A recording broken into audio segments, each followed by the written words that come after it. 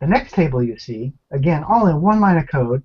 If you provide it, you do not need to provide it, but if you provide it, you could simply provide an empty table like this, and that says create a default body that has all the default body parameters in one little two bits of code there. Just open bracket, close bracket. You've replaced a whole bunch of code that says add a physics body, make it dynamic, give it a bounce of 0.2, yada yada yada. And even here, it's smart enough to say, oh, it's a circle. So if this had been new circle, it would say, oh, it's a circle. I need to put a circular body on it. So it does all these little things for you. Or you could specify specifically a radius. Make sure it's fixed rotation, because I didn't want, when the collisions occurred, I did not want the body to rotate. I set the bounce to 1, friction to 0. I set the isBullet property.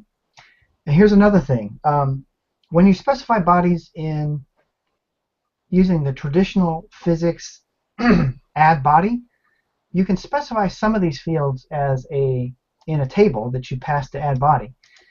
But for SSK, even if they have to be specified subsequently by attaching them to the body, so some things like I think isBullet is actually, you would have to say ball, and I could be wrong, but let's just say that I'm right in this case. There are fields like this where you set a property after the fact, but you can't pass it in. That's not true for SSK. SSK, all of the parameters can be passed in, and it knows how to correctly apply them. So just my reasoning here. I don't like to type out all this code. It makes it hard to read. Really, all we wanted to do for the example here was create a ball with a body and just move on in our thinking. And that's why from now on I'll be using SSK in the examples.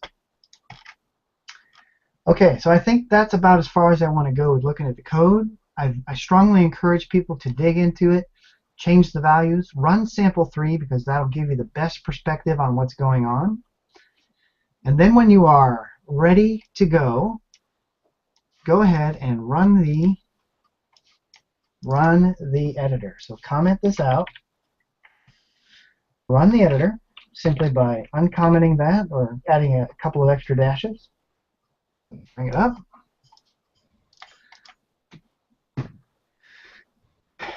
And here we have the editor. And what the editor is a drag and drop editor. And I will give you the nickel tour on what's going on here. This gray block here is the editor region that represents the board itself when we play the game. What I've done is taken a group, moved to the center of the screen, put a rectangle in it, drawn a grid of shapes inside of it, each shape representing a node in the possible paths that our Ichi clone game can have. And then in the group that contains this subgroup, I've placed little buttons and attached a listener that lets me drag and drop them. And then when I release them, it checks to see if the shape is near to one of these nodes or far away. If it's far away, nothing happens. If I drag it and drop it and it's near a node, like this, it snaps to the nearest node. It does a little trick calculation, which you'll see in the code because this is scaled. So it has to figure out where's my position relative to the actual dot, and it puts it there. And then the dot will keep track. I set some fields on the dot and on the piece so that they know about each other, and the shape knows that it is related to this position. Because later, let's just do some things here real quick. Oh, and you can place things, and then when you click them, they will change their orientation. And let's just do this, and then you can place the thing, and let's make it move like so.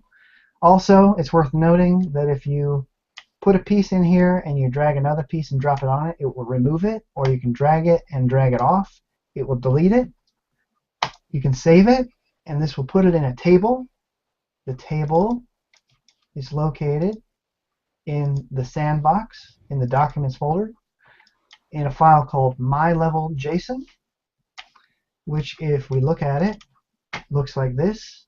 This is for you to dig into and examine. And then if we, let me get this here so you can see it. if we click the test button, what it will do is it will load the game module, game.lua. It will destroy this group and all of its contents, so everything gets removed, and it creates a button up here, which then, oops, I placed too many objects. Places a button up here so we can go back to the editor. And that's pretty much it. I would encourage people to dig into these bits of code. They are pretty straightforward, relatively well commented, and as you'll see, it's super simple to make your own editors in Corona, which you can do to extend your games later right on the device, because everything I just did there works on the device. You can actually build this for your device, install it, run the editor, the exact sample that I have here, and make and save levels and restore them and run them. Excellent. Now you mentioned a level loader. Was that? Yeah. So the level loader is Game Lua. Now let me just show you what I meant there. So if we look at the editor starts here. I just called the table editor, so it's a module. You know, it's just using this table trick to create modules. But then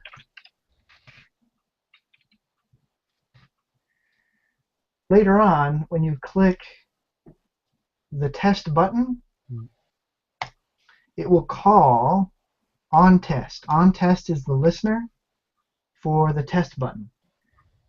What it does is it calls the listener for the save button that does the saving. There is it. It's this bit right here. It's all it takes to save your level. And then removes the editor group. That's that bit that I was talking about right here. Actually, the editor group contains everything on the screen, and this little bit here is what I call in the file the level group.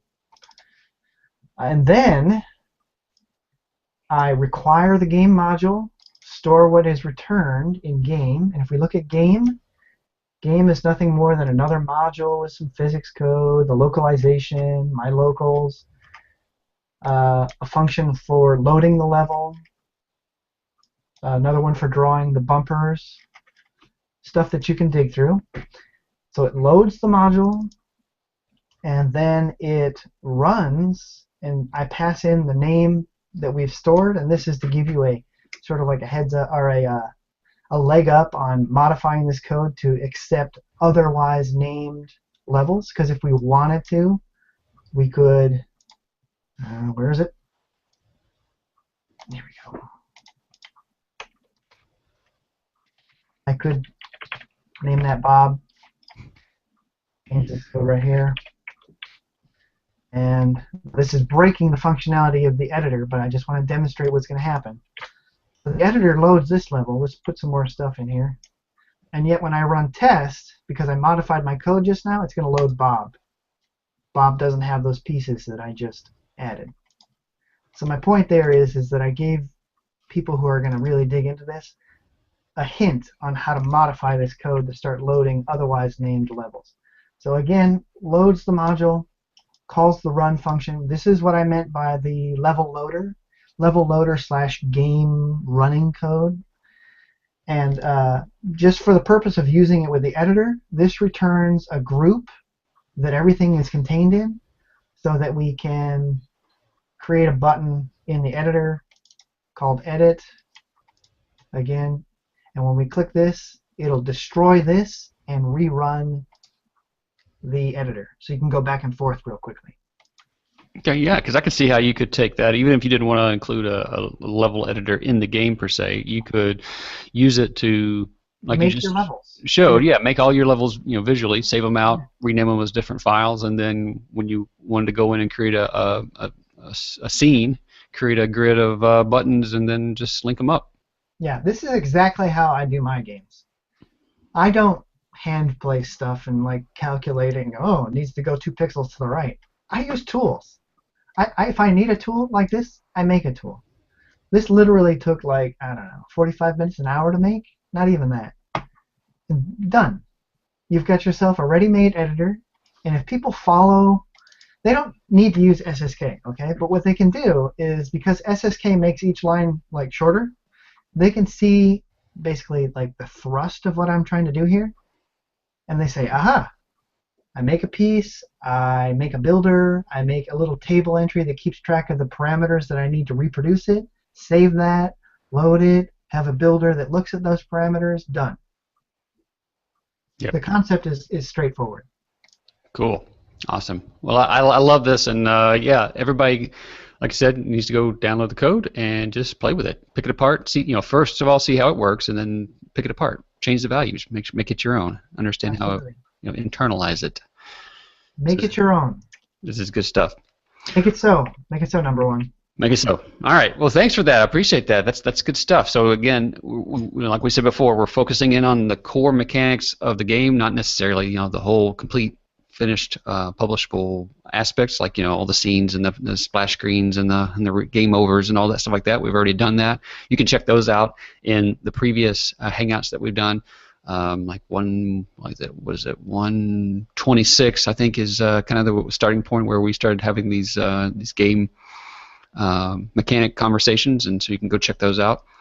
But that's it. So thanks for being here this week, and be sure to come back next week. And we'll be talking to Caleb Place about CB Effects and his particle effects library, and we'll have more talk about game development using Chrome SDK. Until then, have a great week and happy coding.